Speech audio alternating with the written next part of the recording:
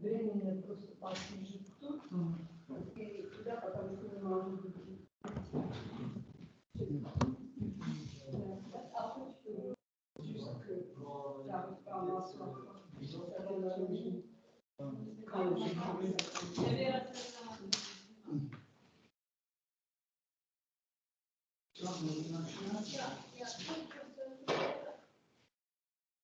Эти коробки.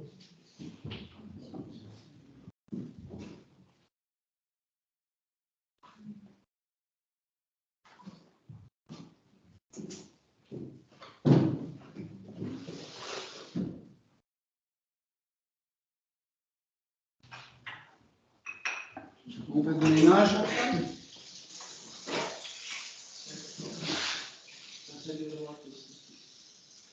C'est la grille. William. C'est ça, les gens de tout matin. Il y a la chambre d'Artour, il y a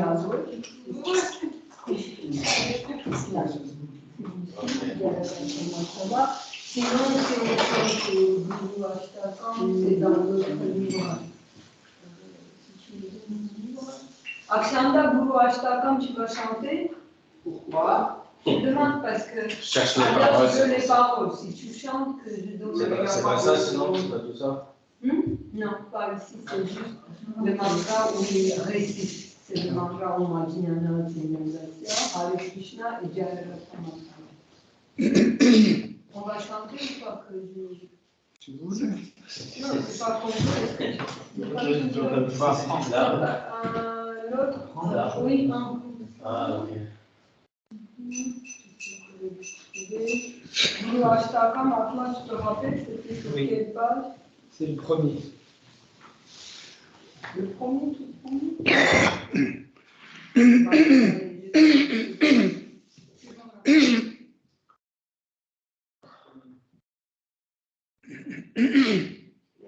Donc là, et l'autre feuille pour chanter Jaya Ratha Matama. T'as pas donné. Et tout mon Jaya Ratha Matama. Le reste, on va en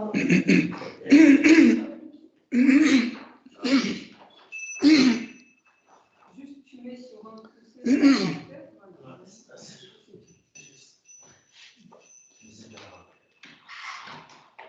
Samsardavan nalalitya loka tranaya karunya gana ganatvam Samsardavan nalalitya loka tranaya karunya gana ganatvam Raptasya kalyana gunarnavasya Vande Guru Sri Charanarvindam Raptasya kalyana gunarnavasya Vande Guru Sri Charanarvindam Mahaprabhu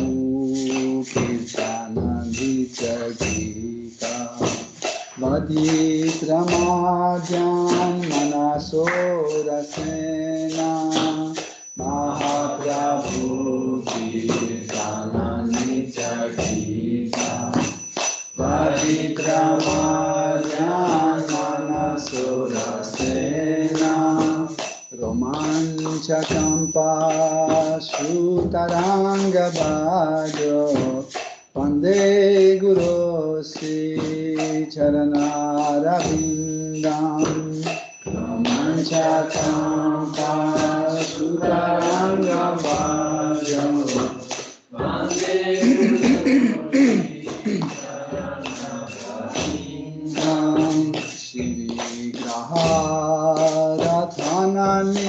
Chanana Singaratan Mandira Marjanada Shri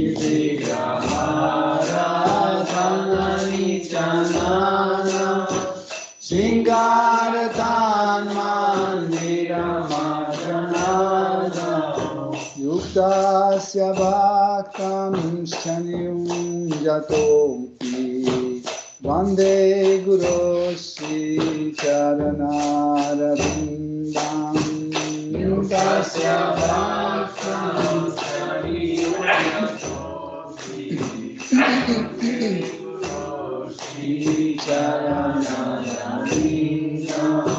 Chaturvida Shri Bhagavad Prasadam Sadvana Triptan Adibhakta Sankam Chaturvida Shri Bhagavad Prasadam Sadvana Triptan Adibhakta Sankam Kritvaiva Triptim Bhajata Sadaiva Vande Guru Sri Charanarvindam Kritvaiva Triptim Bhajata Sadaiva Vande Guru Sri Charanarvindam Shirautika Mathavayurapara Mathurya Lila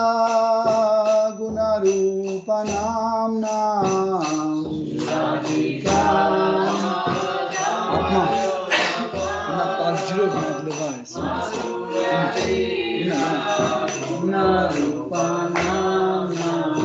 Pratikshanasvadanalolupasya Vande Guru Sri Charanarvindam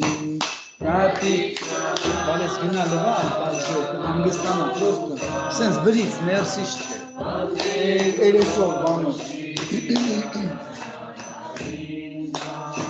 Nikunja yuno ratike disithaya lipir yuktira pekshaniya Nikunja yuno ratike disithaya lipir yuktira pekshaniya Tatrati dakshat ativalabhasya Vande Guru Sri Charanarvindam Tatrati dakshat ativalabhasya Vande Guru Sri Charanarvindam Sakshat Haritvena Samastra Shastra Uktas Tatha Bhavyata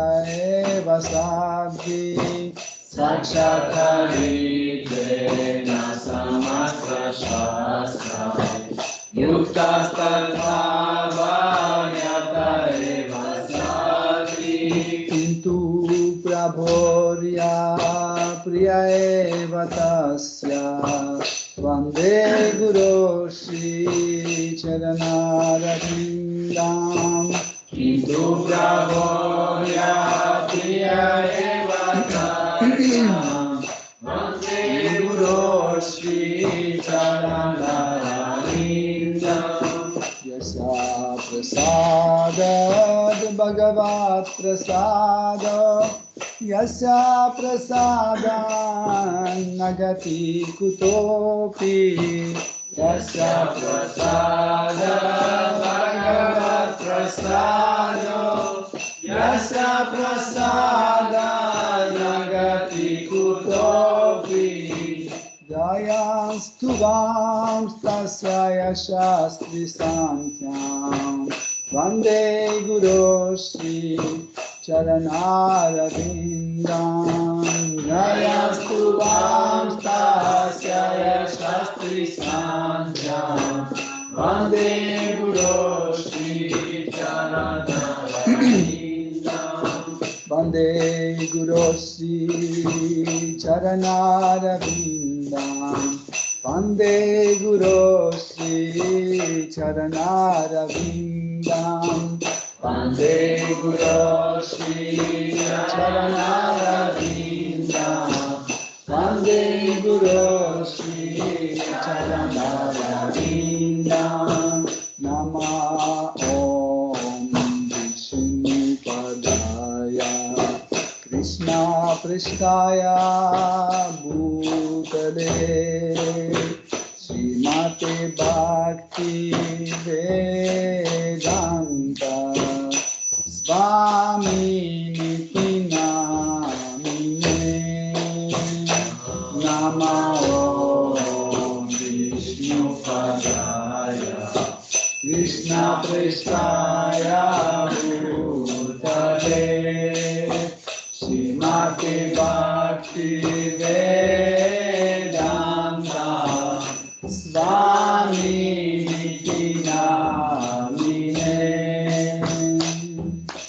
Namaste Saraswati Devi Gauravani Pracharine Nirvishesha Sunyavadi Paschatya Deshatarine Namaste Saraswati Devi Gauravani Pracharine Nirvishesha Sunyavadi Paschatya Deshatarine Jaya Shri Krishna Chaitanya Prabhu Nityananda Shri Advaita Gadadhara Shivasadi Gaura Bhakta Vrinda Jaya Shri Krishna Chaitanya Prabhu Nityananda Shri Advaita Gadadhara Shivasadi Gaura Hare Krishna Krishna Krishna Hare Hare Hare Rama Rama Rama Hare Hare Krishna Krishna Krishna Hare Hare Hare Rama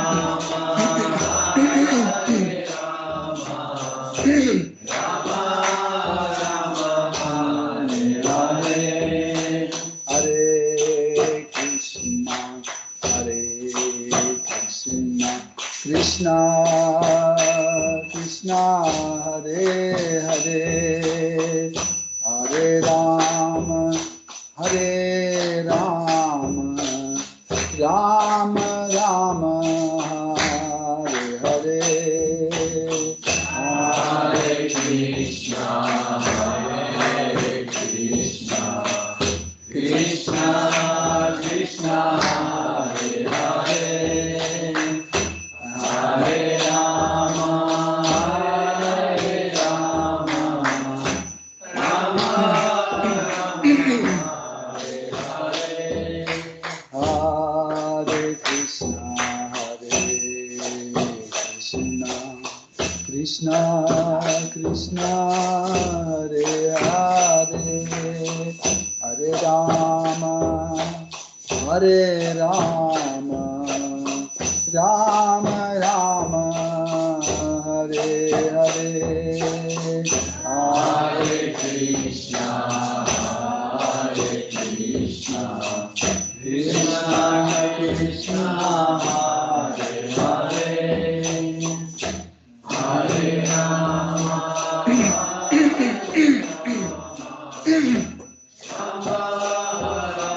Hare Hare Jai Jai Shri Radha Parishparati Jai Shri Radha Govinda Ki Jai Shri Jagannath Swami Pati Pavan Ki Jai Shri Jagannath Shri Baladev Shri Mati Shri Bhadra Devi Ki Jai Jai Sitaram Lakshman Hanuman Bharata Shatrugna Ayodhya Dhama ki Jai.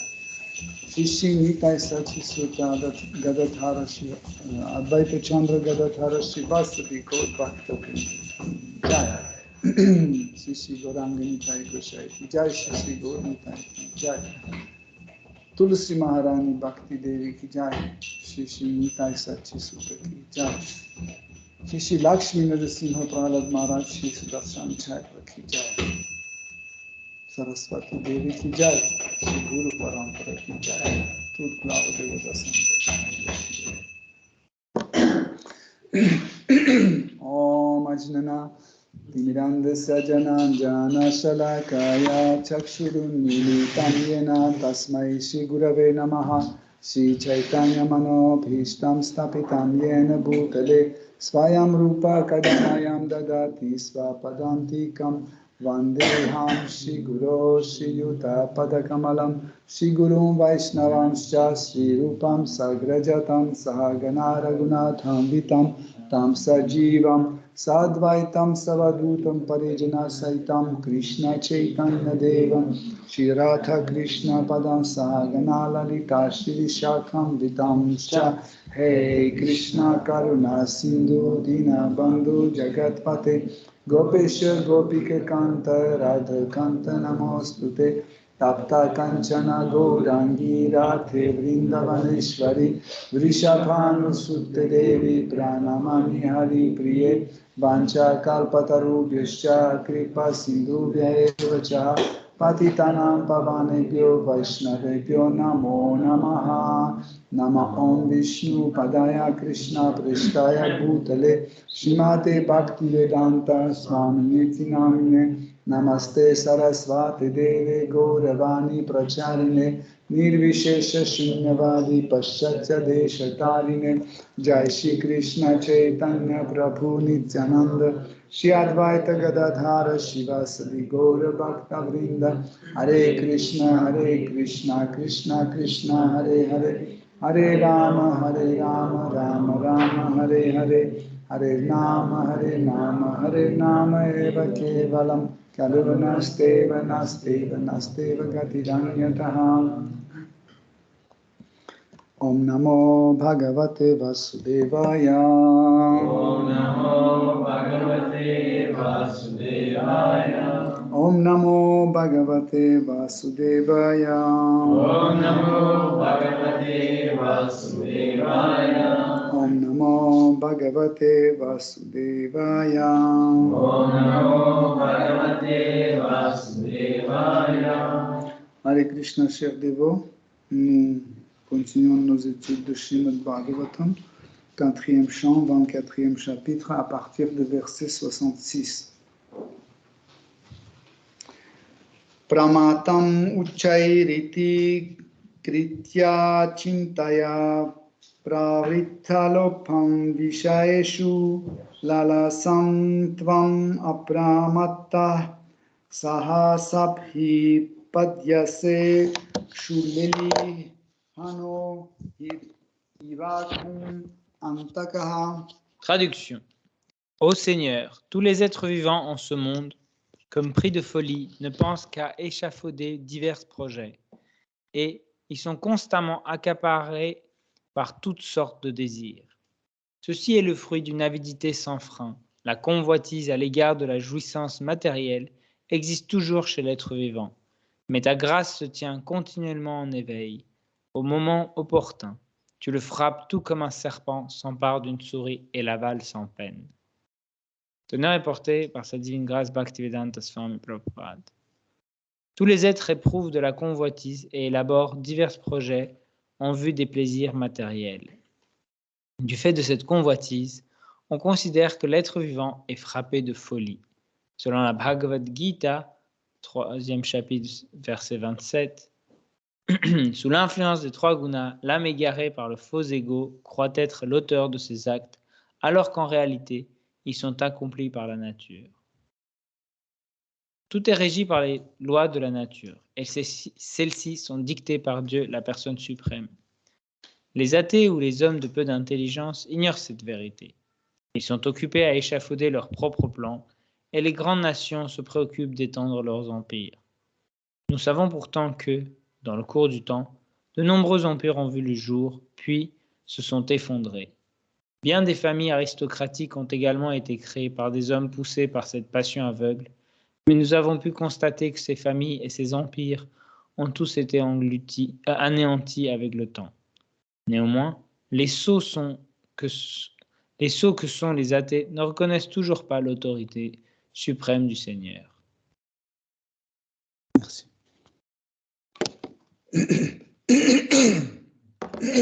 Donc, Seigneur Shiva continue à adresser sa parole au Seigneur suprême et dans ces derniers versets qu'on a étudiés cette semaine et la semaine dernière, nous voyons qu'en fait, Seigneur Shiva partage ses observations de ce monde matériel. Vous vous souvenez, hier aussi, non, c'est pas hier, vendredi soir, on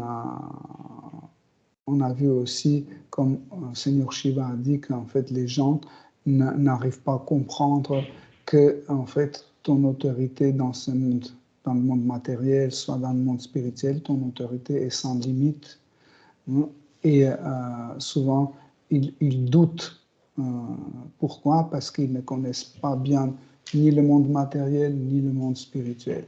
Mais à partir du moment quand on commence à étudier ce monde matériel en ayant comme but comprendre la vérité absolue, en fait, le monde matériel, en fait, lui-même, il montre que derrière tout cela, il y a une personne, sans limite, il y a une personne qui est la source de tout cela, que tout cela ne peut pas exister tout seul, comme aujourd'hui les scientifiques disent que ça s'est apparu tout seul, etc. Donc, en fait, tout type d'impulse, par exemple, le désir, quand on parle de désir, c'est un impulse, le désir. C'est pas comme ça que vous désirez depuis X temps et votre désir ne s'arrête pas. Par exemple, vous désirez, je ne sais pas, un bonbon, à partir du moment quand on a mangé, ce désir s'arrête. Okay? Ça veut dire que ce désir est apparu à un moment et après, en étant satisfait, il est disparu. Mais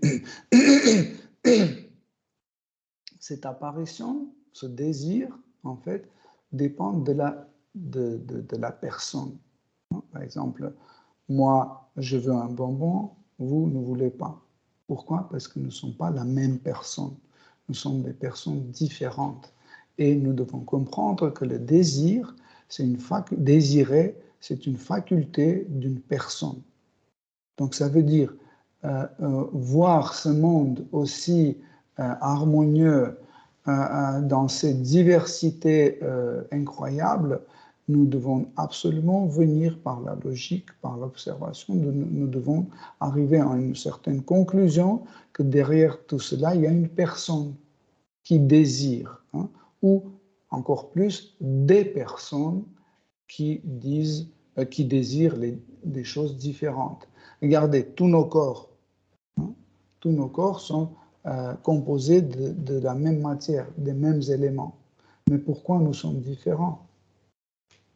Pourquoi dans tel cas, le nez est comme ça, dans l'autre cas, il est comme ça, etc. Pourquoi? Parce que derrière chaque forme, derrière chaque objet, il y a un désir. Et ce désir est personnel, qui est différent du désir des autres. C'est pour ça que la forme de notre corps est différente, la couleur est différente, etc., etc. Pourquoi? Parce qu'il y a une personne derrière. Pour la même raison, ce monde a une forme parce qu'il y avait un désir derrière, un désir de la création, et ce monde était créé, en fait, en prenant en compte ce désir. Donc, et le désir initial, c'est le désir du Seigneur suprême. Sinon, par les mêmes observations desquelles on a parlé tout à l'heure, nous pouvons comprendre que l'énergie matérielle tout seul ne fait rien. elle est inerte. Par exemple, prenez 1 kilo de la farine, mettez sur la table et attendez quand cette farine va se transformer en gâteau. Jamais. Pour que ça se transforme, il faut y appliquer la conscience, le désir d'avoir un gâteau, l'idée d'un gâteau. Okay? À partir du moment quand on a ce désir, quand on a cette idée, la farine va se transformer et va prendre une forme de gâteau. Donc, encore une fois, ça prouve que pour l'apparition de chaque chose, on a besoin d'une personne. Il n'y a personne, il n'y a rien qui se passe. Okay? Pourquoi Paris est construit? Parce que Paris, c'est le résultat des désirs de plusieurs personnes. C'est pour ça qu'il est construit. Pourquoi, par exemple, dans un champ près de, je ne sais pas, Montmorency, il n'y a rien, il n'y a aucune ville. C'est lisse et plat. Pourquoi il n'y a pas de ville? Parce qu'il n'y a pas un désir. Il suffit d'avoir un désir. Il faut avoir des personnes qui désirent avoir dans ce champ une ville. Cette ville va être construite. Mais tout seul, la ville ne va pas se construire. Pareil, cette stupide idée que le monde apparaît tout seul par les propres, je ne sais pas quoi, etc., c'est une idée complètement absurde parce que pour qu'on ait quelque chose, il faut un impulse. Et cet impulse, c'est le désir. Et pour désirer, il faut être une personne. Donc, derrière la création universelle, il y a toujours une personne. Donc, Seigneur Shiva, il continue, il dit qu'en fait, tous ces êtres vivants qui désirent, en fait, ils sont un peu, il décrit comme ceux qui ont perdu la raison. Hein, et il manifeste quelque chose, en sanskrit, c'est lopa. Donc, lopa, ici, dans le verset, est traduit comme la cupidité, mais aussi on peut le traduire comme la concupiscence, un fort désir de posséder quelque chose. Okay? Ça, c'est assez caractéristique pour un être vivant, cette forte désir de posséder des choses. Et comme on a dit, un autre nom, une autre traduction, c'est la cupidité. En fait, la cupidité, c'est une forme de la concupiscence. Parce qu'en fait, la concupiscence, c'est pour ça qu'on utilise le même mot. Hein? On utilise le même mot, lobha, pour la concupiscence. Quand la concupiscence est satisfaite, hein, elle se transforme en cupidité. Quand la concupiscence n'est pas satisfaite, elle se transforme, elle se manifeste comme la haine. La haine, la jalousie, colère. Hein. Tout cela, c'est les diverses formes de la concupiscence. Mais en fait, qu'est-ce que c'est cette concupiscence? C'est un fort désir de satisfaire nos sens ou gratifier plutôt les sens. Hein. Quand on dépasse le degré de la nécessité, hein, par exemple, j'ai besoin de boire, je ne sais pas, 200 millilitres de l'eau, mais à la place de ça, je bois 2 litres. Je dépasse. Hein. Quand je dépasse, en fait, je dépasse pourquoi? Parce que j'ai l'opa, j'ai une concupiscence, parce que le goût de l'eau me plaît et je bois encore et encore et encore et encore. Je n'ai pas besoin de telle quantité d'eau, mais parce que le goût me plaît, je continue à boire. Okay, donc,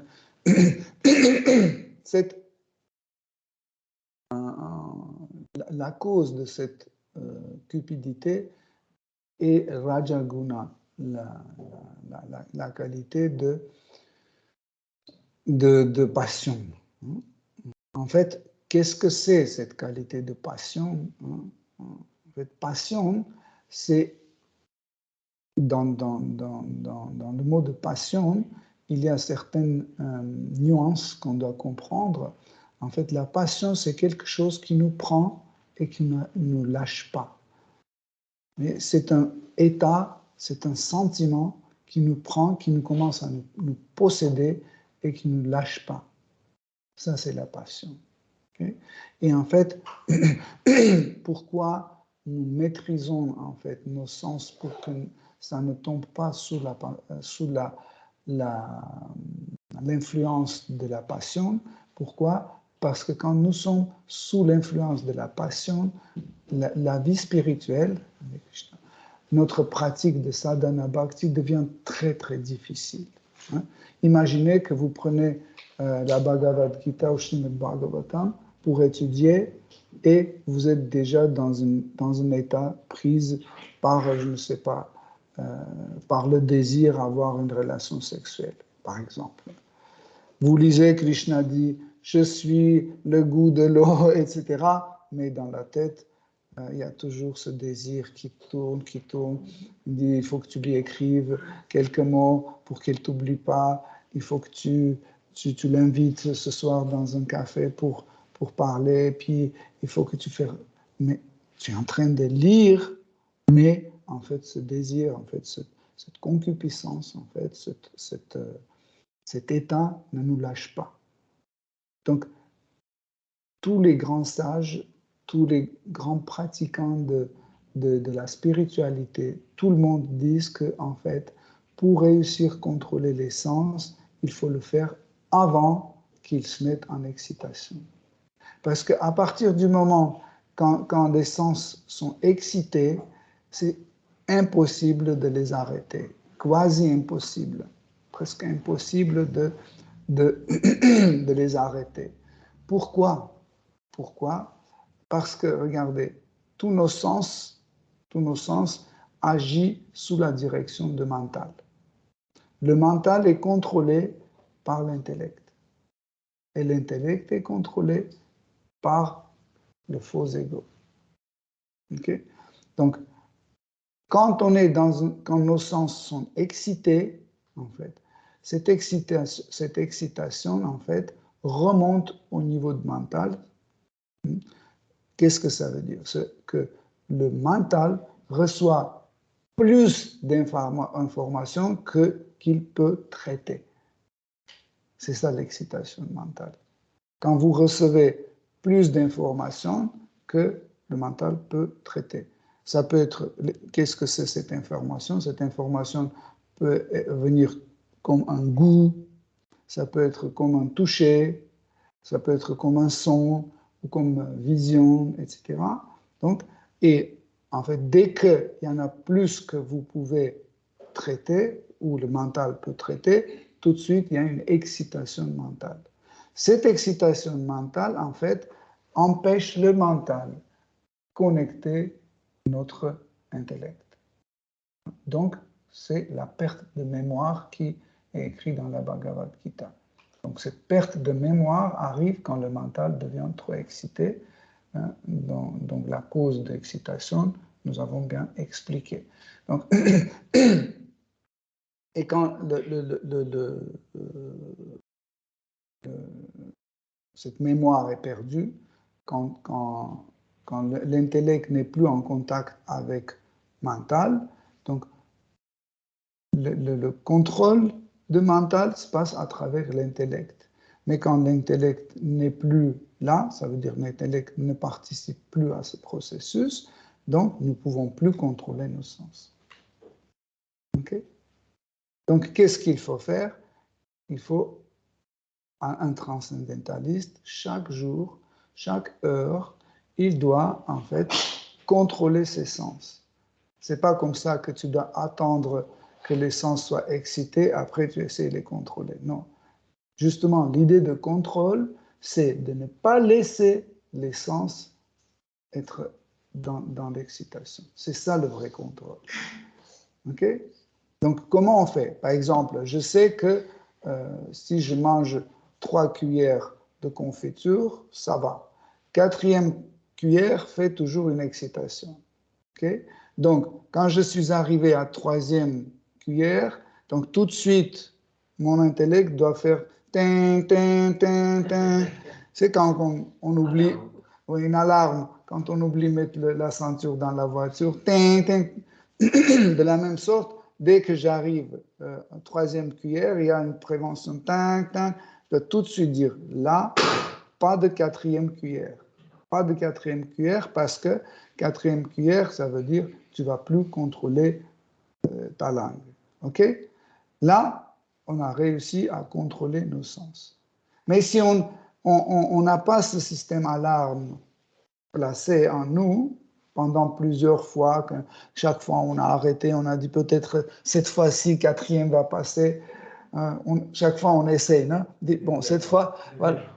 Cette fois-ci, oui, cette fois-ci, quatrième, je vais manger par petits bouts, ça ira. On triche tout le temps. On dit, je vais faire une petite respiration, après je prendrai le quatrième, et après, on a raté encore une fois.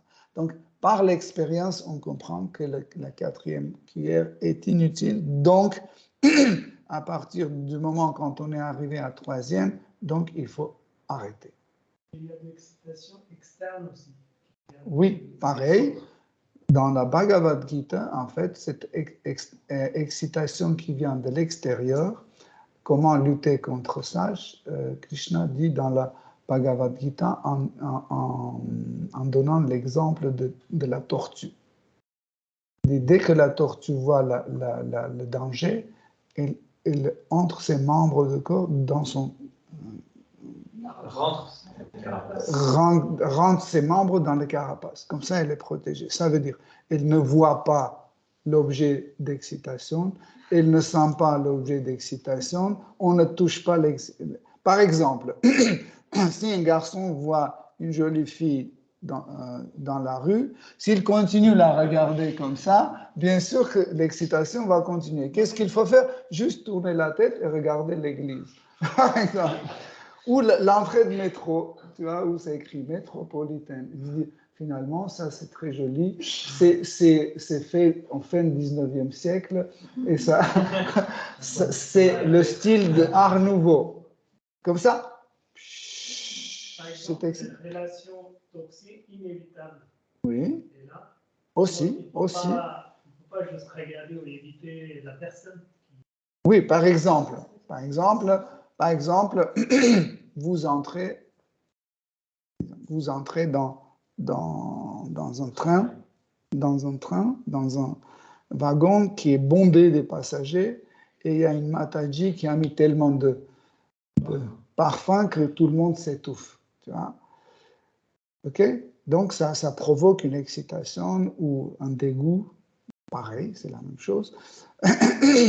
Parce que le dégoût aussi, c'est une forme d'excitation. Donc, et en fait, vous êtes très gêné. Vous ne pouvez ni fermer votre nez parce que vous allez vous étrangler, mais continuer à respirer, c'est irritant, c'est excitant, etc. Donc, comment faire? Toujours la Bhagavad Gita. Bhagavad Gita vient toujours en nos secours. Donc, en fait, nous devons comprendre que nos sens, en fait, en contact prolongé, peuvent s'habituer aussi. Okay? Nous, on utilise le même coup de Bhagavad Gita. Nous disons, oui, c'est vrai que cette odeur commence à exciter mon corps, mon nez, etc. Mais sache que tu n'es pas ce corps-là. Peut-être le corps est excité, mais moi, je ne suis pas affecté. C'est toujours, en fait, dans la Bhagavad Gita, vous avez tous les boucliers, tout type de boucliers contre tout type d'attaque contre la vie spirituelle. C'est pour ça qu'on doit bien étudier, bien comprendre et surtout, on doit appliquer tout ce qui est écrit dans la Bhagavad Gita. Et c'est là, quand on applique ce qui est donné par Krishna dans la Bhagavad Gita, et dans certains cas on ne réussit pas, c'est là où il y a des questions qui apparaissent. Ceux qui n'ont pas de questions, ça veut dire il lit la Bhagavad Gita, il le ferme, il le met à côté et il continue à vivre comme il vivait avant. Il suffit d'appliquer ce qui est écrit dans la Bhagavad Gita, tout de suite, il y a des questions qui commencent à apparaître. Et comme ça, nous pouvons adresser nos questions à un gourou qui va nous expliquer pourquoi ça se passe comme ça ou comme ça. Donc, Seigneur Shiva, il dit que les âmes distinctes, ils cherchent toujours gratifier leur sens. Okay? Mais personne ne peut s'échapper de ton regard et tu es comme un serpent qui prend une position. Hein? Oui, mais qui en fait, vous voyez, le serpent qui ne bouge pas comme ça, il attend que la souris arrive, et puis dès qu'il y a le moment, hop, il l'avale. Donc, en fait, il dit que tu es comme un serpent qui, en bon moment, attrape la souris. Mais il ne faut pas penser que Seigneur suprême, c'est quelqu'un qui est méchant, qui punit tout le temps tout le monde, etc. Non. En fait, quand Krishna décide d'arrêter la vie de quelqu'un, hein, ou entre guillemets punir, c'est une intervention nécessaire pour arrêter en fait les problèmes de cette personne. Parce que si Krishna n'arrête pas nos bêtises, hein, ou nos péchés, il n'arrête pas, on va continuer encore et encore et encore. C'est pour ça, souvent, Krishna intervient pour arrêter. Vous pouvez dire, mais pourquoi on a l'idée de libre arbitre?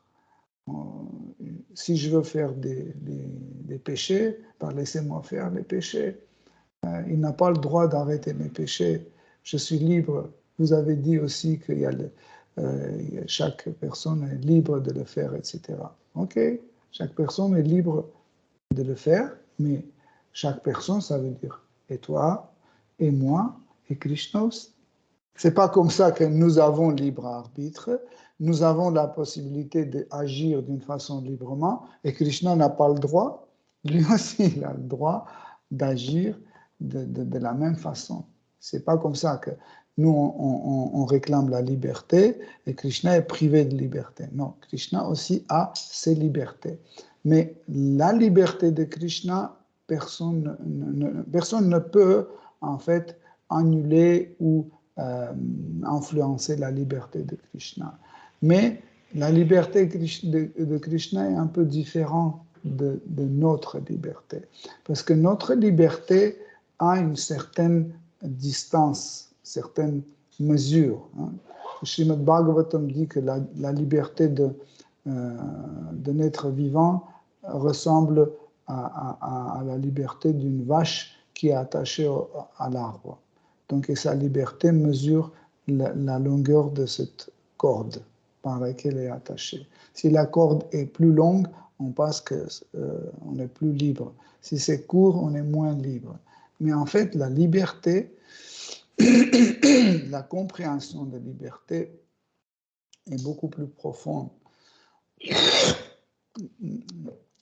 Souvent, les gens formulent l'idée de liberté comme la liberté, c'est quand je fais ce que je veux. Mais il y a autre côté aussi. La liberté aussi, c'est que je ne suis pas obligé de faire ce que je ne veux pas.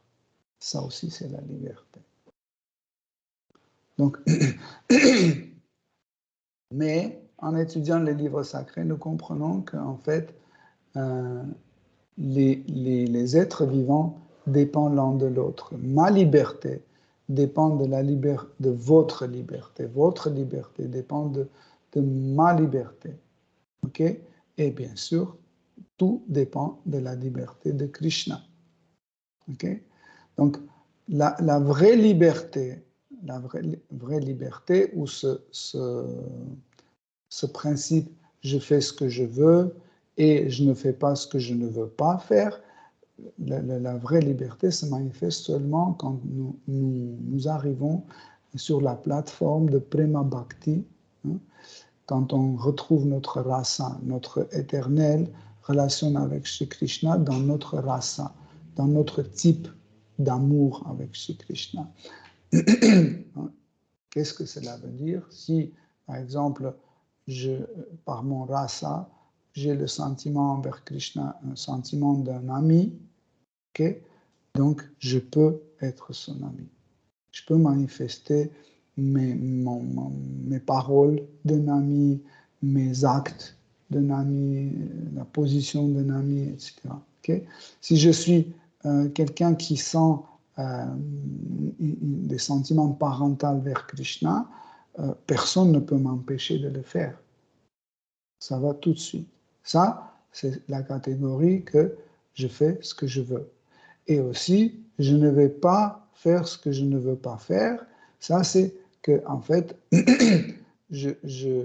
personne ne va m'obliger de faire quelque chose dans le monde spirituel, sur la plateforme de Prema Bhakti, hein, parce que, en fait, je suis protégé par mon rasa. Par mon type d'amour, je suis protégé. Même l'influence de l'extérieur ne va jamais m'obliger de le faire quelque chose. Par exemple, aujourd'hui, par exemple, vous ne voulez pas boire maintenant, mais je peux provoquer le désir de boire. Je vais mettre le chauffage à fond. Au bout de 15 minutes, tout le monde va réclamer de l'eau. Ce n'était pas votre désir, je l'ai provoqué de l'extérieur. Dans le monde spirituel, même si je monte le chauffage en 3 millions de watts, même si j'amène 50 soleils dans cette pièce, si ce n'est pas votre désir naturel, si ça va contre votre nature, ce désir de boire ne va jamais apparaître. Okay? C'est ça, en fait, la vraie liberté. Donc, si ceux qui parlent de la liberté dans le monde matériel,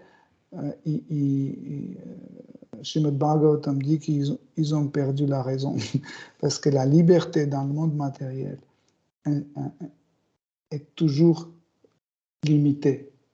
On est libre selon la longueur de notre corde par laquelle on est attaché à ce monde.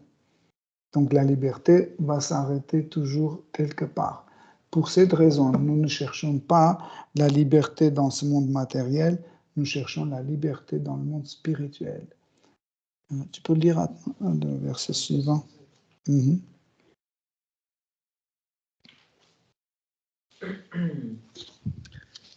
Ô Seigneur, tout homme instruit sait qu'il ne te voue.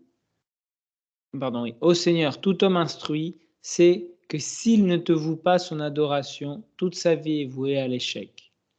Sachant cela, comment pourrait-il cesser de vénérer tes pieds pareils au lotus?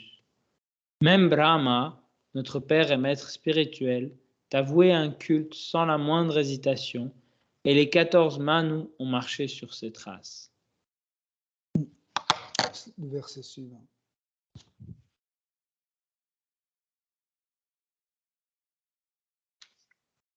Verset 68. Seigneur, tous les hommes véritablement érudits savent que tu es le Brahman suprême ainsi que l'âme suprême. Bien que l'univers tout entier craigne Rudra, qui anéantit finalement tout ce qui existe, tous les bhaktas érudits, pour tous les bhaktas érudits, tu représentes la destination que tous doivent atteindre, qui n'inspire aucune crainte. Donc, seconde, je retrouve le verset. On a fait 66. 66, 67. Ouais. Donc, ici, Seigneur Shiva utilise le mot pandit. Donc, pandit veut dire un érudit. Un érudit, c'est celui qui a compris les conclusions des Védas. Il dit qu'en fait, un pandit, il va absolument, un jour ou l'autre, il va s'abandonner à toi. Pourquoi? Parce que c'est une conclusion des Védas. Donc, Le Seigneur Brahma, dans le deuxième chant de Srimad Bhagavatam, il dit pareil, il dit que j'ai étudié par plusieurs reprises, j'ai étudié tous les écrits sacrés et je suis arrivé à une conclusion qu'on n'a pas de choix. À tout prix, on doit s'abandonner à tes pieds pareils au lotus. Peu importe, peu importe notre position que nous avons dans ce monde matériel, peu importe à quel point on est érudit ou on n'est pas érudit, peu importe on a lu la Bhagavad Gita, on n'a pas lu la Bhagavad Gita, peu importe, tout le monde doit chercher le refuge près des paroles lotus de Krishna.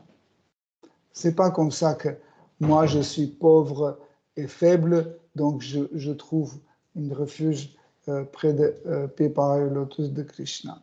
Et celui qui est riche et fort, il n'a pas besoin de la protection de Krishna. C'est pour ça qu'ils disent, ceux qui pensent comme ça, ils ne sont pas érudits, ils ne sont pas compris la conclusion de Veda. Seigneur Brahma, lui-même, qui est l'auteur, c'est lui qui a construit tout l'univers, qui est une personne la plus puissante, un des plus puissants de ce monde, qu'il est respecté par tous les êtres dans ce monde matériel. Personne, c'est rare quand on voit que quelqu'un va contre Seigneur Brahma. C'est pas possible parce que Seigneur Brahma est considéré aussi comme le père de tous les autres êtres vivants. C'est comme il explique que même Brahma, qui est notre père, Brahma, parce que Brahma, il est le père de Seigneur Shiva, il est le père de Narada Muni, il est père de 4 Kumar, et des pères de Manu, père de plusieurs rishis, etc., etc. Donc, il est... Donc, même en ayant cette position complètement assurée, donc, il dit, j'ai pas de choix, je dois m'abandonner et pareil au lotus de Shri Krishna. Parce que c'est les gens stupides, c'est le sanskrit, stupide. Muta. Muta, ça veut dire stupide. Muta veut stupide ou an. Muta. Peut-être. Hein? Je le disais qu'il a dit Mouk, c'est hindi. Ah. Mais c'est pas sanskrit.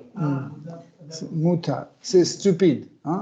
En fait, les gens sont stupides. Pourquoi? Parce qu'ils pensent que les problèmes se trouvent toujours à l'extérieur. Ils pensent que les problèmes viennent de la nature. Par exemple, vous connaissez 3 types de problèmes. Les problèmes que nous faisons à nous-mêmes, les problèmes qui viennent des autres êtres vivants et les problèmes qui viennent de la nature. Je ne vais pas les citer parce que ce sera trop de sanskrit.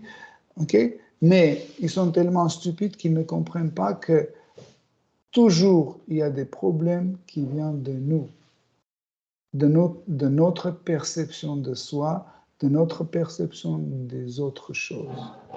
Okay? Et en fait, cette perception de soi-même ou de celle des autres va créer des problèmes et vous ne pouvez pas trouver cette solution. Par exemple, vous voyez, Hiranyakashipu, c'est une histoire extraordinaire décrite dans Srimad Bhagavatam. Hiranyakashipu, il avait tout ce que l'homme désire. L'univers entier lui appartenait. En fait, la nature l'écoutait tout de suite. Par exemple, quand Hiranyakashipu il faisait ça, tout de suite, la terre, en fait, tous les plantes commençaient à fleurir et donner des fruits, des fleurs, même si ce n'était pas la saison. Par exemple, quand il y a les mangues qui apparaissent, on les cueille, après il n'y a plus de mangues jusqu'à la saison suivante, n'est-ce pas? Mais quand Hiranyakashipu il voulait quelque chose, tout de suite les arbres fleuraient, ils donnaient tout de suite des fruits. Voyez? Les minéraux, quand il voulait de l'or par exemple, ou des diamants ou quelque chose, la terre tout de suite donnait. Tout le monde avait peur de Hiranyakashipu. Ok? Donc, on peut dire qu'il était complètement dans un état heureux. Ok? Mais toujours, il y a des problèmes dans ce monde matériel. Son fils, n'était pas d'accord qu'il est souverain de ce monde. Son fils disait non. En fait, celui qui est plus haut que toi, c'est Seigneur Vishnu. Et Seigneur Vishnu était son ennemi, l'ennemi de Hiranyakashipu. Il a juré qu'il va tuer Seigneur Vishnu. Vous voyez? Donc, on ne peut pas éviter les problèmes. Il y a toujours des problèmes. Et seule personne qui peut résoudre ces problèmes, c'est Shri Krishna. Mais ne pensez pas que la résolution de problèmes, c'est toujours comme ça, que par exemple, vous n'avez pas d'argent, Krishna arrive, il vous donne l'argent, bon, le problème est résolu. Ça, c'est aussi une façon très primitive de comprendre la protection du Seigneur suprême. Krishna peut aussi venir et prendre l'argent, parce que cet argent devient un obstacle sur notre vie spirituelle. Ça aussi, c'est une miséricorde, hein? C'est une protection de Krishna. Ou, par exemple, il peut donner une maladie. Hein? Il peut donner une maladie, c'est aussi une forme de la miséricorde de Krishna. Pourquoi? Parce qu'en fait, grâce à cette maladie, nous pouvons devenir humbles. On peut développer l'humilité. Hein? Krishna peut nous prouver de certaines choses pour qu'on devienne patient. Mais pour comprendre ça, il faut lire les livres sacrés, parce que les livres sacrés nous apprennent que tout est la miséricorde du Seigneur suprême. Donc, et Seigneur Shiva dit que la personne intelligente, hein, un pandit qui a compris les conclusions de tous les écrits sacrés, automatiquement, il va chercher un refuge près de pieds pareils au lotus de Seigneur suprême. Il dit qu'en fait, ce monde est toujours sous le sentiment de la peur. Si on examine chacun, nous-mêmes, on examine, on va dire que tout le temps, on est dirigé par le sentiment de peur. Par exemple, quand il y a le moment de manger, tout de suite, on a peur que on va rater, je vais avoir l'ulcère d'estomac. Ou quand on dit il faut manger moins, dès qu'on mange un peu moins, on dit oui, mais peut-être il n'y a pas assez, je ne mange pas assez, et peut-être je vais avoir des carences, etc., etc. Ou par exemple, je ne sais pas, le prix de l'électricité monte, tout de suite on a peur. Chaque instant, on a peur, chaque instant. On regarde la météo, on dit je vais prendre froid, je vais tomber malade. Tout le temps, on est accompagné par ce sentiment de la peur. Mais Seigneur Shiva dit que celui qui a trouvé le refuge près du Seigneur suprême, il devient Abhaya. Abhaya veut dire celui qui n'a plus peur. Donc Srila Prabhupada était Abhaya. Il n'avait pas peur. Donc nous aussi, à partir du moment quand on perd ce sentiment de peur, donc nous pouvons comprendre qu'il y a un petit abandon. Ça, c'est le symptôme, comme les maladies, ils ont des symptômes. Si vous voulez vraiment savoir, est-ce que vous abandonnez un peu au Seigneur suprême, vous devez moins en moins avoir peur. Mais la peur dans tous les sens, pas seulement physique. Par exemple, avoir peur que quelqu'un va vous arnaquer, avoir peur que quelqu'un va vous offenser, avoir peur que quelqu'un va négliger de vous ou mentir, etc. En fait, c'est ça la preuve de l'abandon. Dès qu'on est abandonné, ce sentiment de peur ne nous fréquente plus. Mais tant qu'on a toujours ce sentiment de peur, même par exemple des fois, vous voyez, dans la conversation, on veut absolument dire quelque chose, mais il ne faut pas dire, mais on dit non, si je ne dis pas, il y aura catastrophique, mais il faut absolument dire, si je ne dis pas ça, tout sera pas comme il faut, etc. Et on dit, puis rien qui se passe, ça ne change rien. On dit, mais finalement, cette peur était inutile. Donc, en fait, encore une fois, un des symptômes les plus importants que nous pouvons retrouver en nous, c'est que nous avons perdu la peur de chaque petite chose et surtout la peur envers notre corps, hein, auquel on est tellement attaché. Et donc, Seigneur Shiva dit que en fait, celui qui a trouvé le refuge, donc il perd la peur, il devient abhay. Le verset suivant. Verset 69. Oui, c'est bien. Verset 69. Mes chers princes, assumez simplement les devoirs de la couronne avec un cœur pur et récitez cette prière en concentrant votre esprit sur les pieds pareils de lotus du Seigneur. Voilà qui vous apportera toute heureuse fortune, car le Seigneur sera alors très satisfait de vous. Donc, ici,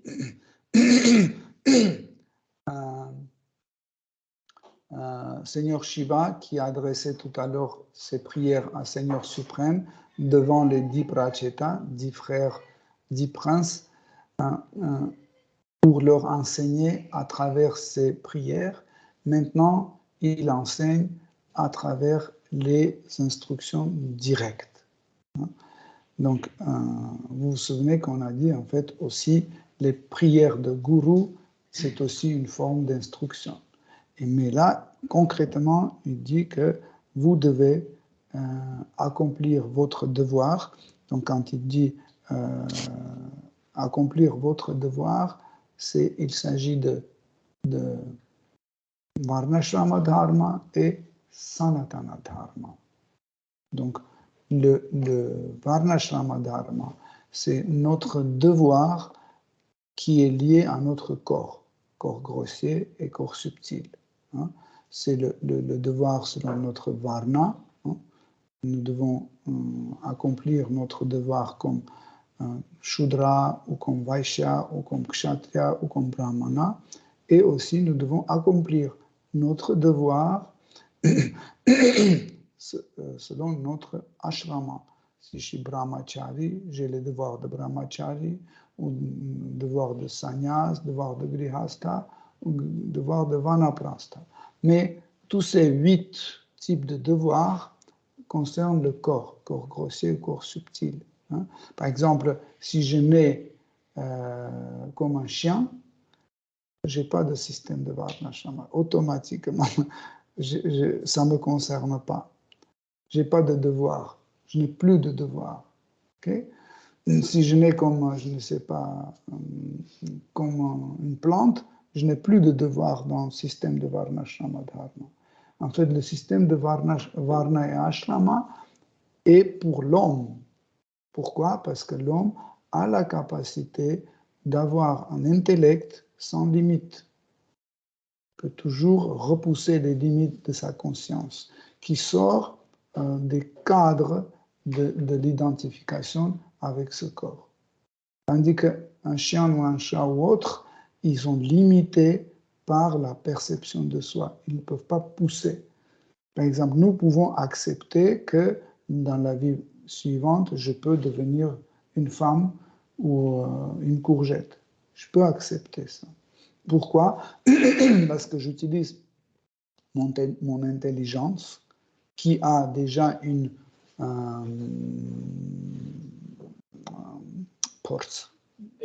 expérience, qui a déjà une expérience et qui connaît les shastras, et il a accepté le système de karma, le système de renaissance, etc., etc. Et comme cela, en se basant sur ça, je peux accepter ça. Mais un chien n'a pas la même expérience, il ne peut pas étudier les livres sacrés pour arriver à cette conclusion. C'est pour ça que le système de Varnashrama Dharma ne concerne ni les plantes, ni les animaux, etc., etc. Par exemple, quand un tigre mange un homme, on ne le met pas dans la prison. N'est-ce pas? Même si on sait bien que c'est une âme qui est dans le corps de ce tigre. Donc, pourquoi? Parce que lui, tigre, il ne peut pas appliquer le système de Varna et le système d'Ashrama. C'est pour ça que même, par exemple, les gens malades psychiquement ou physiquement, à 80%, on retire en fait le devoir de Varnashrama, à 80% est retiré de ce genre de personnes. Hein? Donc on peut légèrement punir, par exemple. Hein? Par exemple, quelqu'un qui est malade physiquement, etc., peut par hasard appuyer sur, je sais pas, un bouton et provoquer des mauvaises choses, etc. Donc, on peut le punir légèrement, mais pas pleinement, parce que cette personne n'est pas capable d'assumer, en fait, et appliquer ce système de Varnashrama Dharma. Mais il y a aussi Sanatana Dharma, le devoir éternel. Par contre, le devoir éternel, il repart sur tout type d'être vivant, sans limite. Hein? Donc, le devoir de chacun, c'est servir Seigneur suprême. Ça, c'est Sanatana Dharma. Donc, même les animaux, les plantes, peuvent servir Seigneur suprême. À leur niveau. Ils peuvent servir. Donc, vous voyez, si Varnashrama Dharma concerne seulement l'homme, Sanatana Dharma concerne tout le monde. C'est pour ça que dans la Bhagavad Gita, Krishna dit, celui qui me sert avec l'amour et la dévotion une fleur, une feuille, un fruit ou de l'eau, je vais accepter avec plaisir. Hein? Malheureusement, dans la version russe, ils ont changé, ils ont fait une faute, ils ont mis si l'homme offre. Okay? Si l'homme offre avec l'amour et dévotion, il faut absolument corriger ça parce que dans la version anglaise, dans la version sanskrit, est utilisé le mot celui. Donc celui, ça peut être l'homme, ça peut être un crocodile, ça peut être un éléphant, ça peut être un serpent, parce qu'il s'agit de Sanatana Dharma, il ne s'agit pas de... Hein? Gajendra, il y a plein d'exemples comme ça. Ok? Voilà. Donc, et Seigneur Shiva explique que vous devez suivre votre devoir et selon le corps et selon l'âme. Ça veut dire les deux, vous devez absolument accomplir vos devoirs. Et il dit que absolument vous devez chanter les noms de Seigneur suprême. En se concentrant sur ses pieds pareils au lotus. Et il dit que comme cela, vous pouvez retrouver en fait votre chance et Seigneur suprême sera très content. Quand des fois les dévots disent mais comment comprendre si Krishna, qu'est-ce que Krishna veut? C'est tout simple, il a dit faites vos devoirs et Krishna sera content. Offrez-lui une fleur et feuille, Krishna sera content. Krishna dit, pense toujours à moi. Donc, comment on dit que nous ne savons pas qu'est-ce que Krishna veut? Mais Krishna dit, je veux que tu penses à moi. Il suffit de penser à lui, c'est OK. Donc, il sera content. Donc, en fait, c'est cette voie-là que Seigneur Shiva propose à suivre à ses 10 frères, les Pracheta. Et ce qui est important, c'est qu'en fait, Seigneur Shiva prend cette position de gourou. Il les enseigne comme un gourou. Nous pouvons, pas nous, mais les Pracheta, les 10 frères qui recevaient les instructions de la part de Seigneur Shiva, il était sûr. Pourquoi? Parce qu'ils connaissaient Seigneur Shiva. Même s'ils n'ont jamais rencontré Seigneur Shiva, ils savaient que c'est une autorité spirituelle. Pourquoi? Parce qu'il vit selon les mêmes instructions. c'est pas possible que le gourou vous donne des instructions et lui-même, il ne suit pas ces instructions. Et donc, ce n'est pas un gourou authentique. Mais Seigneur Shiva, c'est un gourou authentique. Et pour cette raison, en fait, les Pracheta l'ont suivi vraiment, on peut dire, à la lettre. Ça. Le verset suivant. Verset 70. Ainsi, ô prince, le Seigneur souverain, Hari, habite dans le cœur de chaque être, et donc également dans le vôtre.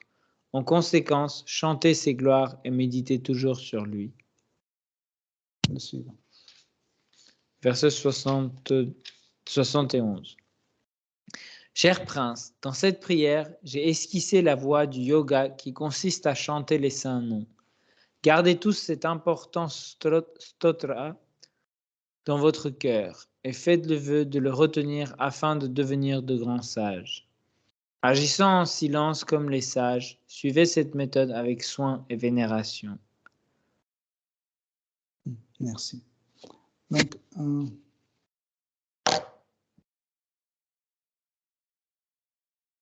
le verset 70. Okay. Donc,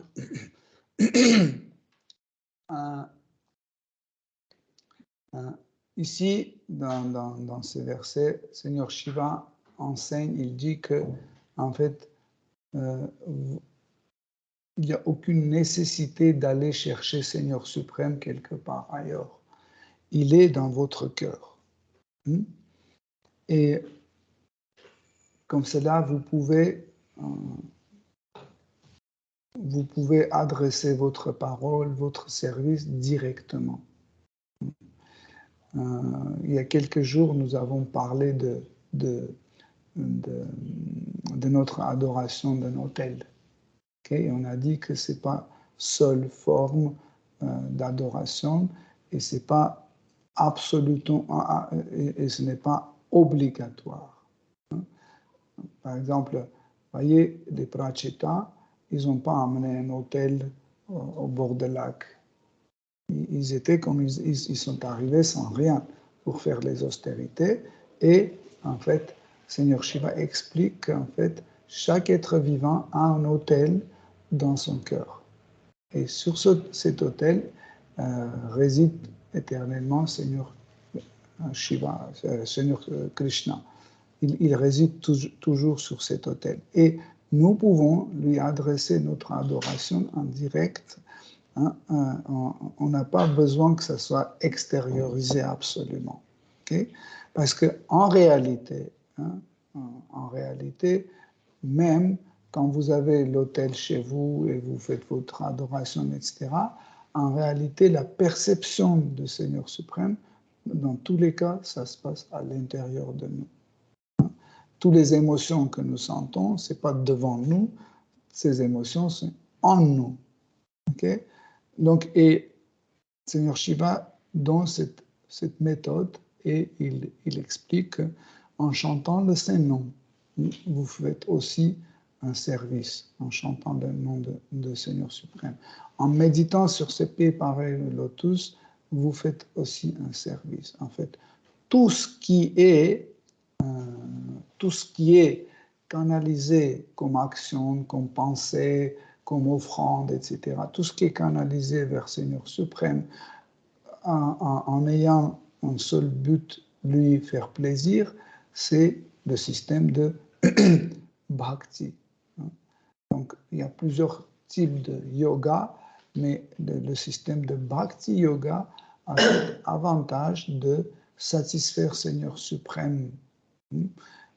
Tandis que les autres systèmes de yoga, il permet de rentrer en relation avec Seigneur suprême, mais ça ne veut pas forcément dire si on est rentré en contact avec Seigneur suprême, il est satisfait.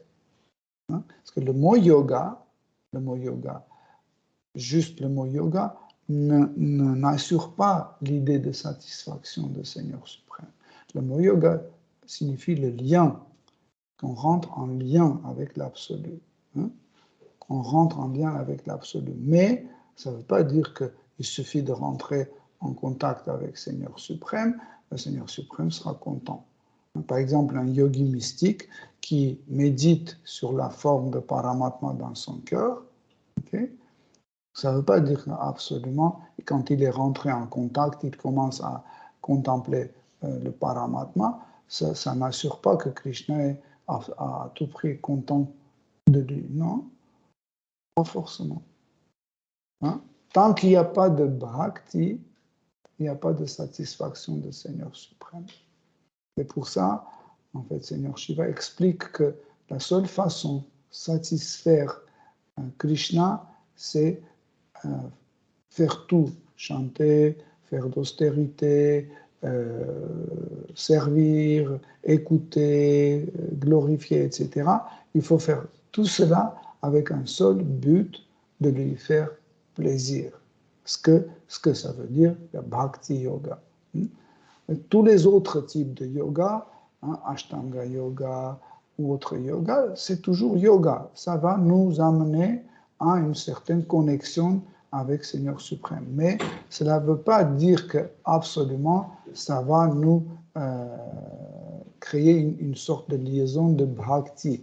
Ça n'assure pas le bhakti. Ok? Bon, Hare Krishna.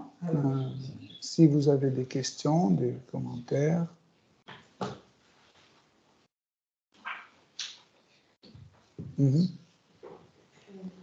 Est-ce que vous pouvez passer le micro à nous? J'avais une question sur la liberté dans le monde matériel que vous avez expliqué au début. Et on en a parlé aussi, je crois, c'était vendredi. Donc, en fait, ma question c'est, du coup, pour que on a le libre arbitre, c'est-à-dire la liberté de choisir entre la vie sans Krishna et la vie avec Krishna. Donc, on a cette... et donc, tous les jours, on fait des choix, voilà. Et en fait, à un moment donné, il y avait une remarque de Atmalama Prabhu qui disait que même si Krishna... donc, Krishna, il connaît notre passé et notre futur, présent et futur. Et en fait, j'étais en train de réfléchir, c'est pas que... Est-ce qu'on peut dire que on a différentes options. Krishna sait, si on choisit cette option, il sait ce qui va nous arriver, par exemple. Mais il ne sait pas quelle option on va choisir. Par exemple, il y a une option de est-ce que je vais faire un gâteau sans le beurre et est-ce que je vais faire avec le beurre, par exemple. Krishna sait que si je mets pas le beurre, ça va rater. Mais il ne sait pas si je vais mettre le beurre ou pas. Il ne sait pas à l'avance. Donc, c'est à moi de choisir. Vous voyez ce que je veux dire ou pas? Donc, c'est quand même... J'ai compris, en fait, ta question.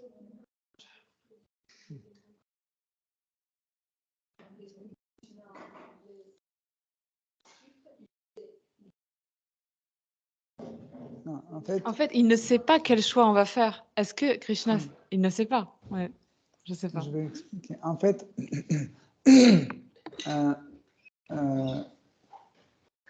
dans ta question, le rôle le plus important joue le temps. Le temps, en fait, c'est une énergie de Krishna. On a beaucoup discuté de ça. En fait, le temps, dans le monde matériel, est perçu sous 3 formes, comme passé, présent et futur. Okay? C'est pour ça qu'en fait, ce que nous faisons va dans le passé, okay? Et qui vient du futur. Okay? Ça vient du futur et va dans le passé, tout le temps. Donc nous ne pouvons pas garder le présent tant qu'on veut. Okay? En général, on ne maîtrise pas le présent. C'est ça qu'on doit comprendre. Et dans le monde matériel, en fait, le présent, c'est un fruit de passé et de futur. Okay? Krishna, parce que Krishna n'est pas sous l'influence de passion, ignorance et la vertu. Il n'est pas affecté par ces trois qualités. Voilà pourquoi sa perception du temps est la perception d'un temps absolu. Okay? Notre perception de temps, c'est le temps relatif. Relatif à nos actes, relatif de mesure du temps, relative à l'endroit de l'espace, etc. Lui, il n'est pas influencé par tout ça. Pourquoi? Il n'est pas affecté en fait par les trois gunas, donc sa perception de temps, c'est le temps absolu. Qu'est-ce que ça veut dire le temps absolu? C'est que le passé, présent et futur font un. Font un, et en fait, par exemple, quand tu dis comment il sait est-ce que je vais mettre du beurre ou est-ce que je ne vais pas mettre du beurre? Par exemple, j'ai décidé que je vais mettre le beurre, ok? Et du coup, au moment quand je vais le faire, je vais changer. Je ne vais pas mettre. Comment il sait? Il voit le passé, le présent, le futur comme un seul instant. Ok? Nous, on n'arrive pas à s'en mettre dans la tête. Pourquoi? Parce que pour nous, c'est toujours passé, présent, futur. On ne peut pas sortir de ce système. C'est très difficile pour nous sortir de ce système. Pareil comme, par exemple, quand on commence un peu réfléchir sur le monde spirituel, hein, et on sait que le temps agit dans le monde spirituel, agit sur la plateforme absolue. Donc le passé, présent et futur, c'est toujours pris comme présent. Par exemple, vous désirez un yaourt, okay? Quand vous désirez, vous l'avez. En fait, désirer un yaourt, c'est égal goûter le yaourt. Vous voyez, c'est extraordinaire comme phénomène. Ou par exemple, j'ai mangé du yaourt, j'ai mangé, ça veut dire c'est dans le passé. Quand je dis j'ai mangé, j'ai toujours cette impression d'avoir mangé le yaourt. Donc, pour nous, c'est très difficile à ramener ça dans le même instant. C'est très compliqué. Pourquoi? Parce qu'on a ces trois gunas, passion, ignorance et la vertu, en nous, qui créent en fait, passé c'est l'ignorance, futur c'est rajas, la passion, et le présent c'est sattva. Mais si vous voulez, on a très peu de sattva, hein, beaucoup de tamas et beaucoup de rajas. C'est pour ça que le présent est très court. Vous savez que celui qui est plus dans le sattva, hein, qui est plus influencé par la vertu, en fait, le présent est plus perceptible, plus présent et plus perceptible que le futur et le passé. Tandis que celui qui est sous l'influence de la passion, hein, le présent pratiquement absent. Vous voyez? Il est tellement rajasique qu'il est toujours en train d'attendre que ça va venir. Encore, et après ça sera ça, et je veux ceci. Et le présent ne correspond pas à cet instant. Voyez? Celui qui est dans le tamas, en fait, aussi c'est une histoire très difficile à percevoir le présent, parce que toujours les mémoires de passé rend impossible d'avoir le présent. Oui? Donc, mais celui qui atteint le niveau Brahma Bhuta, quand il arrive à un niveau de compréhension de Brahman, de qu'est-ce que c'est la vérité absolue, pour lui, le présent est plus perceptible et en fait, il est moins affecté par le futur et par le passé.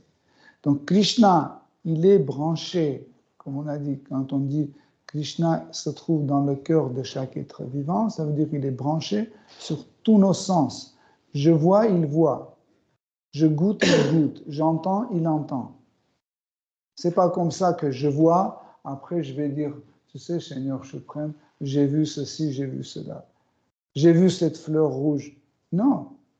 Quand je voyais, il voyait exactement avec mes... En fait, tous nos sens, c'est comme les caméras de surveillance de Krishna. il regarde le monde à travers nos sens. Il perçoit le monde à travers nos sens. Mais aussi, il perçoit avec ses sens. Comme on a dit vendredi, hein, donc il a cette différence, parce que nous, on regarde qu'avec nos sens, à travers nos sens. Des fois, on essaye de voir d'angle de vue de Seigneur suprême, mais c'est très difficile. On pense, oui, mais Seigneur va regarder, par exemple, elle a fait une bêtise, un péché, et nous, on ne pardonne pas, on dit, mais non, c'est impardonnable, etc. Mais on essaye de voir de point de vue de Seigneur suprême. Quand on voit de point de vue Seigneur suprême, on dit, mais Seigneur, il est Karuna Sindhu, il est l'océan de la miséricorde, il va pardonner. Ça, on essaie quand même, mais c'est une petite miette de la perception de position de Krishna, comment Krishna peut percevoir ce monde. Okay? Mais Krishna peut, en fait, percevoir ce monde à travers nos sens, hein, parce que ces sens sont branchés sur les sens de tous les êtres vivants. Et il peut percevoir simultanément tout. Il voit, par exemple, comment je vous vois, mais aussi il voit comment les fleurs perçoivent cette atmosphère, comment ils entendent Srimad Bhagavatam à leur façon.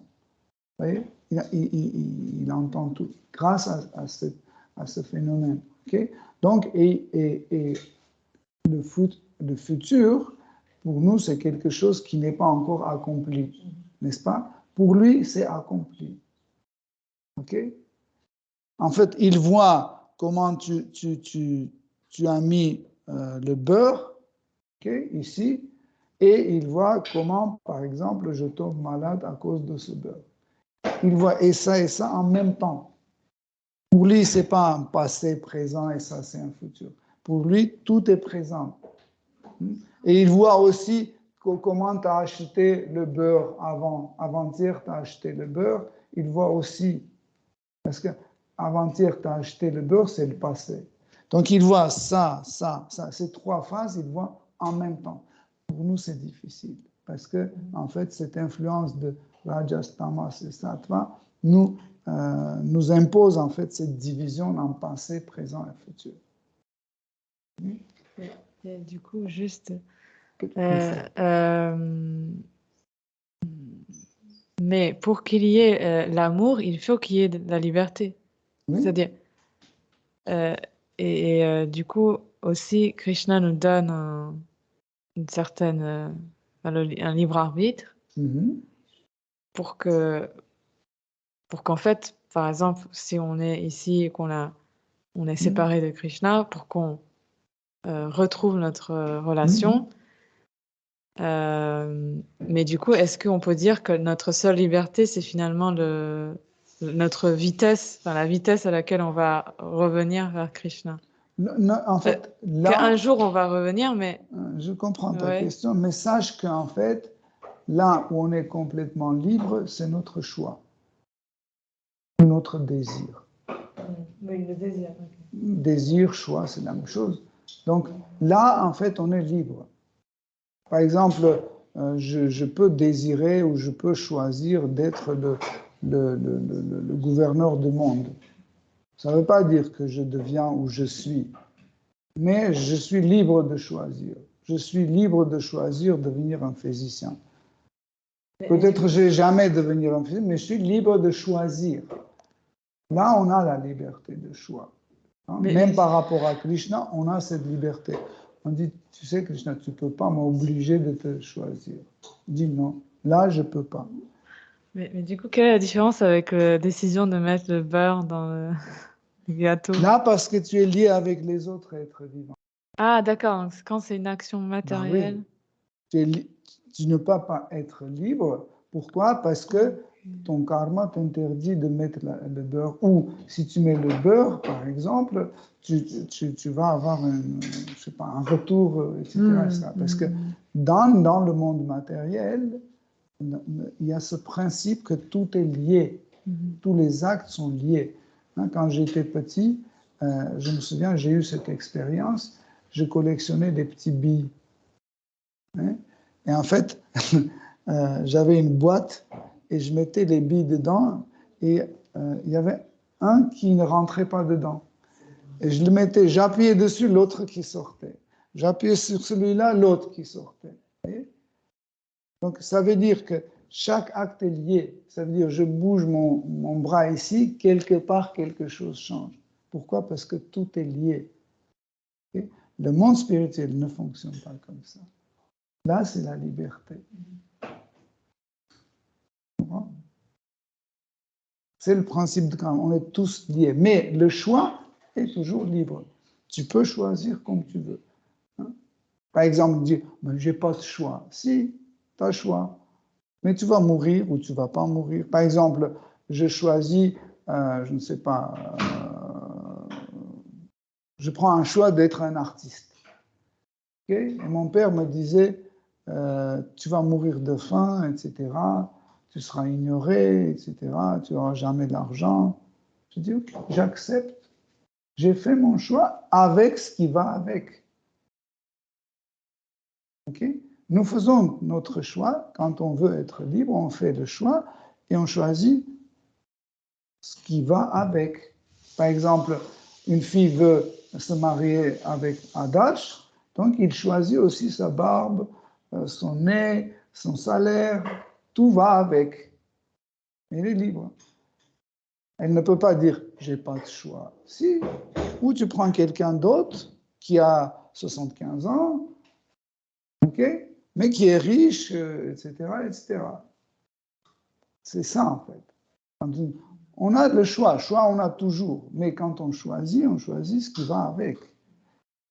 Mais par exemple, cette décision de choisir comme époux un gage, mais ça, c'est pareil que choisir de mettre le beurre ou pas. C'est ça que je comprends pas. Oui, mais tu es libre de choix. Ça ne veut pas dire que tu as choisi, tu peux le faire. Je peux choisir mettre le beurre dans le gâteau, mais je n'ai pas de beurre. Mais Krishna, du coup, ok, on est libre, mais Krishna, il sait déjà à l'avance. Oui, il le sait. Mais de mon côté, je peux toujours faire le choix. Tu comprends? Je peux toujours faire le choix. Par exemple, Giordano Bruno a fait le choix pour dire que voilà, la Terre tourne. Et il savait que s'il fait ce choix, il va être brûlé sur le feu. Il a dit, ok, je suis d'accord. J'ai fait ce choix. Ou Haridas Thakur, on lui a dit, tu vas arrêter de chanter le Saint-Nom de Krishna. Il a fait son choix. Il a dit, non, je vais continuer. Et on l'a mis en prison. Il a fait son choix. Mais je comprends ce que tu dis, peut-être que je me trompe, mais est-ce que Akshananda, on peut dire comme ça, par rapport au beurre, prenons l'exemple, je dois mettre le beurre sur le pain, à ce moment-là, avant que je fasse mon choix, il aura peut-être 100 choix. Krishna, il connaît tous ses choix et il connaît le résultat de chaque choix. Parmi ces 190, selon mon karma, je ne peux pas faire, donc même si je veux le faire, je ne pourrai pas réussir selon mon karma. Et le 10 que je peux faire selon mon karma. Et à ce moment-là, Krishna toujours sait tous les résultats. Le moment où je fais mon choix, ça se fixe parmi ces 100. Okay. Je vais vous montrer. J'ai compris. Et après, quand j'ai fait un choix dans la vie précédente, déjà Krishna c'est fixé. Mais le moment où je dois faire le choix, Krishna sait tous les résultats. Regardez, un petit truc important pour qu'on comprenne bien. Par exemple, là, en cet instant, Yumi a décidé de mettre le beurre et le sucre dans le gâteau.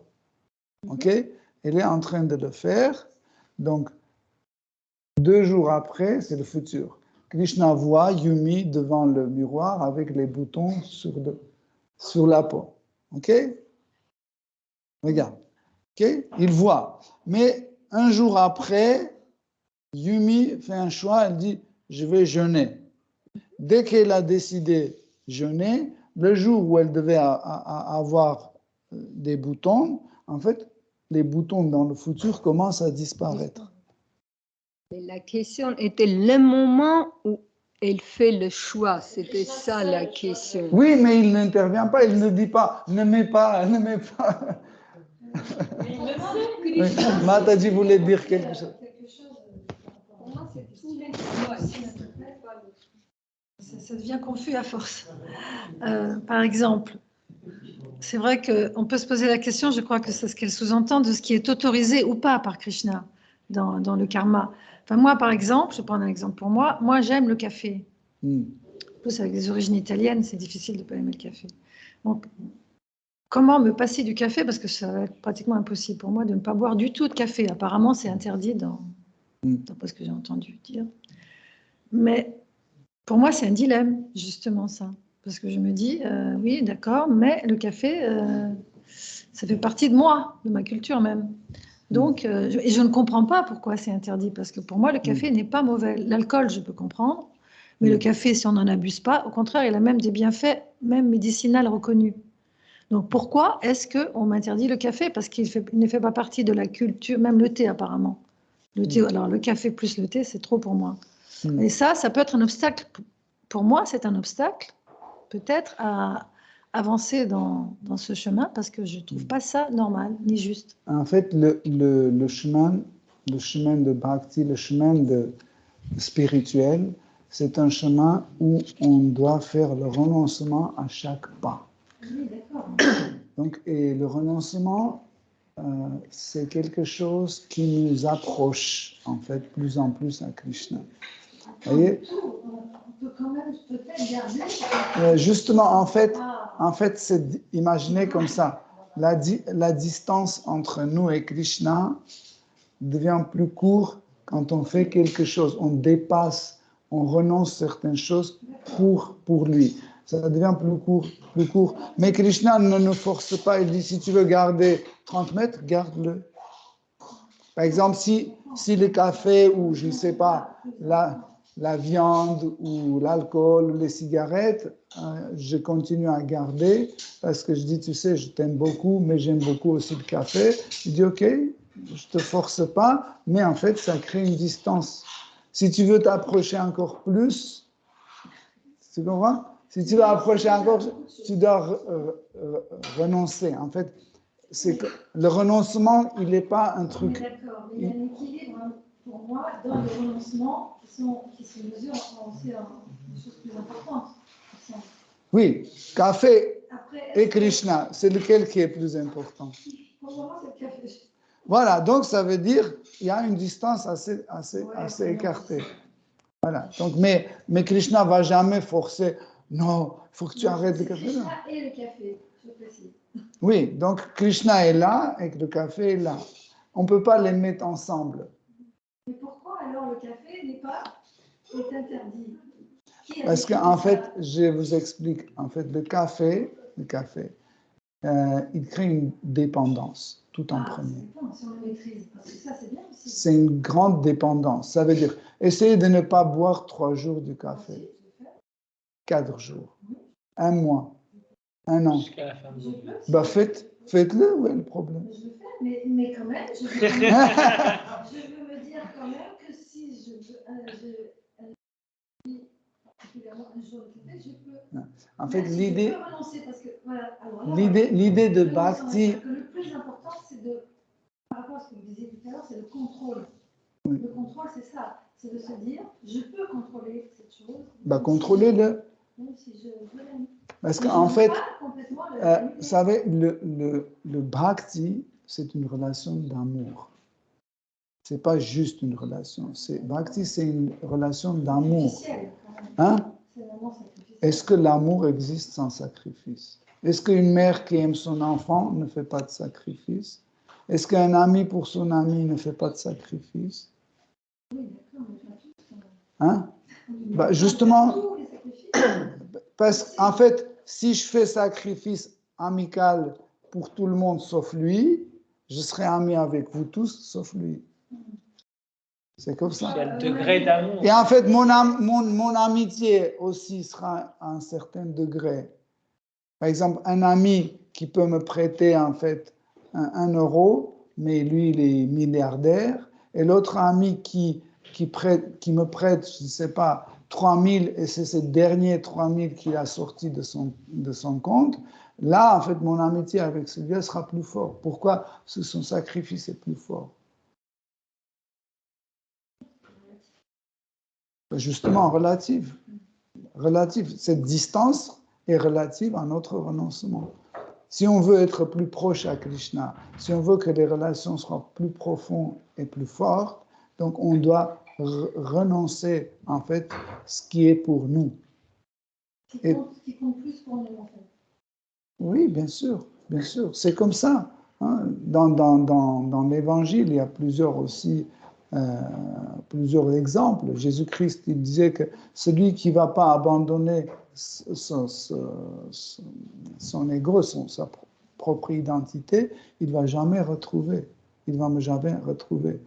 Ou l'exemple avec cette femme qui vient dans l'église et il donne quelques petites pièces. Et il y a un riche qui arrive, qui donne beaucoup d'argent et il demande à ses disciples, lequel parmi ces deux a donné plus.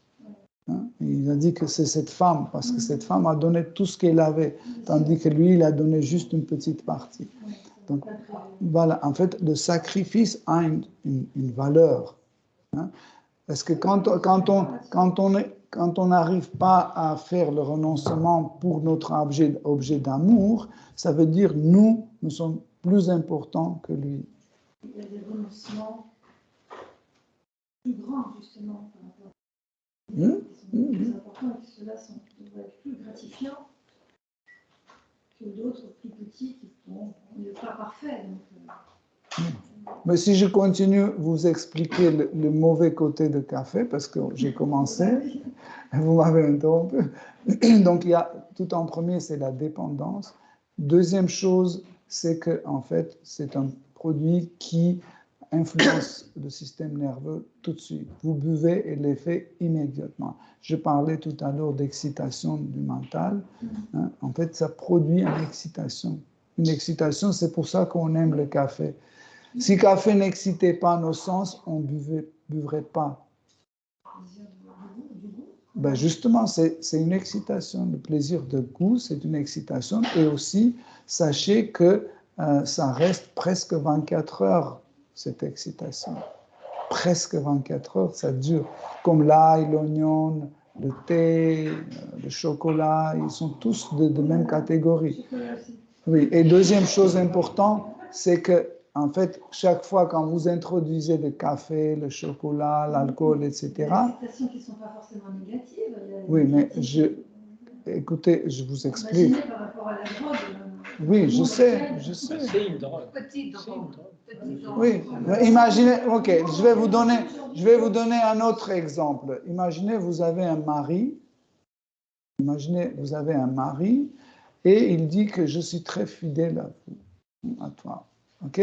Il dit, mais je te trompe un tout petit peu. Un tout petit peu. Est-ce que tu seras d'accord? Il dit, oui, si c'est tout petit peu, ça va. C'est absurde, non? Parce que qu'est-ce que ça veut dire, la fidélité? La fidélité, c'est la fidélité. On ne peut pas être fidèle tout petit peu ou c'est impossible. Pareil, en fait, si on est renoncé. On ne garde rien pour nous. Renoncer, ça veut dire ça. Que si demain, par exemple, Krishna va me dire, il faut que tu arrêtes de manger des bananes. Je vais arrêter tout de suite. Pourquoi? Parce que je l'aime, je m'en fiche des bananes. Parce que le plaisir que je reçois en association avec lui, c'est beaucoup plus fort, plus savoureux que les bananes. Et si votre femme vous le demande, vous faites? Pardon? C'est votre femme qui vous demande. Quoi? D'arrêter les bananes. Bah, si je l'aime bien sûr que je vais jeter les bananes. Où est le problème? C'est quoi qui est important, ma femme ou les bananes? Comment on peut prouver notre amour? Hein? Quand on ne peut pas choisir entre les bananes et notre femme, on est un mauvais mari. Si la femme va contre Dieu, tu ne vas pas accepter.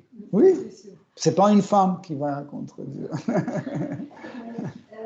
chose aussi que vous aviez dit.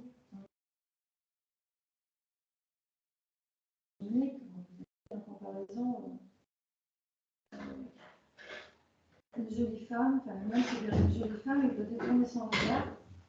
C'est énorme, une femme, enfin, voilà, une jolie femme, il doit détourner son regard pour ne pas être, pour ce que j'ai compris, tenté ou avoir une pensée d'excitation. Alors, moi, je dissocierais. Je ne suis pas tout à fait d'accord, parce qu'on parle vraiment Krishna, il valorise la beauté, parce qu'il dit qu'il est toujours attiré par la beauté de sa femme qui ne peut pas se détacher des yeux, tellement elle est belle, donc apparemment il valorise la beauté.